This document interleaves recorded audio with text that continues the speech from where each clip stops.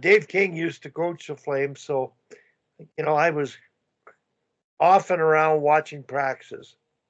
And one practice, Marty was on the ice with Bob, what's his name, Hartley, and it was near the end of practice, and they did the traditional bag skate. And I was sitting with the present head coach and Cassie Campbell and her daughter Brooke in the stands, and we're watching. And I watched them stop about 6 players on their favorite side. So that's a habit. And to me, I stop that stuff. I don't let it go because the habit is that important. But the art of coaching at that level is, and Ryan Husky taught me this. I said, Ryan, do you see that? He says, right now they just want to get the hell off the ice. So you wouldn't make that point in a conditioning drill. Last drill of the day, a bag skate, but it's a habit. When I talked to Marty Jelena after about it, the next practice,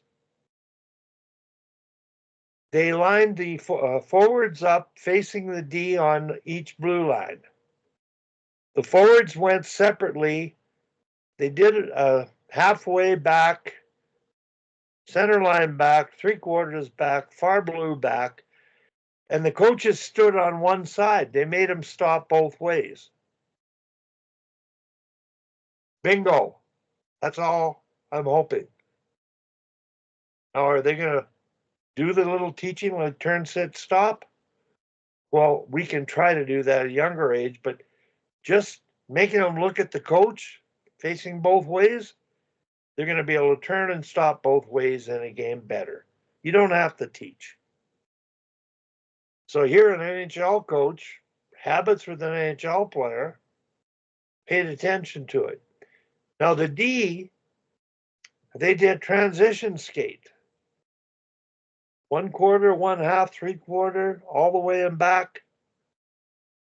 Just, did they reinforce all the teaching points? They didn't need to, but they sure were crossing their feet too much. And when I teach that skill at the national team level, we had to play the Soviets with the men. We had to learn how to transition, not cross our feet and get striding backwards. And those little details that we worked on deliberately with the national men because they had practice time. They would have 3 practices a week and play on weekends. And all I did was work with the D. So I got to do that kind of stuff. And how much of it you do is the art of coaching. It's the right stuff, right amount, right time. And I think the goal is we just want our players to be better than they are. And we've got a perfect situation out here in Calgary where I'm really impressed with the coaches and I can share ideas and sit back. And the U13 to me, it's a big starting point. So does any of this make sense and any application to you, Peter? Yeah, I mean, what you're talking about is honestly are all the things that I did at the prep and the university level, because prep school level, I coach everything from Division III players to many guys over my years there that got Division I scholarships. We had guys that won national championships, Hobey Baker finalists. So, all of that makes perfect sense. At the youth level is where the challenge always is teaching those individuals, because here, again, like I say, up there, I think you guys are blessed with having a much deeper pool of very experienced coaches. What we have here are really good people who want to coach, and in some ways are receptive to learn, in some ways are not as receptive to learn. And that's honestly, if I'm working with the organization, that's my job, is to get them to relax and understand that it is okay not to know. Like it is, like when you're trying to learn something, it's okay not to know. That's the only way you're going to learn it, right? It's important to know in life the things that you don't know as much as it is what you do know, because the only way you learn and grow as a person is being open to learning.